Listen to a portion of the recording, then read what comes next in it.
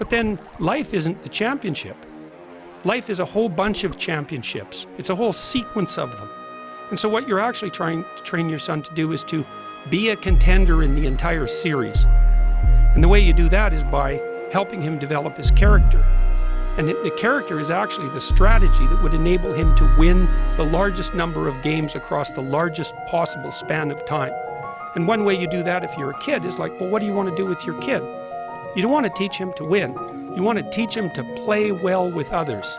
And that's to be reciprocal. So that means to try to win, but also to pay attention to developing the other people around him and not to put winning the game above everything at all times.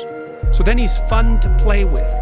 And this is absolutely crucial. You can help your kid become fun to play with between the ages of 2 and the age of 4.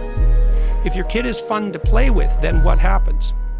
Kids line up to play with him. And adults line up to teach him. And if kids line up to play with him, then he'll have friends his whole life. And he'll be socialized and he'll be invited to many games, some of which he'll win, all of which he'll be able to participate in. And if he's fun to play with, then adults will teach him things, and then he wins at life. And so when you say to your kid, it doesn't matter whether you win or lose, it matters how you play the game, what you're saying is, don't forget, kid, that what you're trying to do here is to do well at life.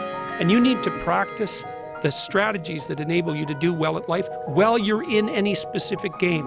And you never want to compromise your ability to do well at life for the sake of winning a single game. And there's a deep ethic in that, and it's the ethic of reciprocity in games.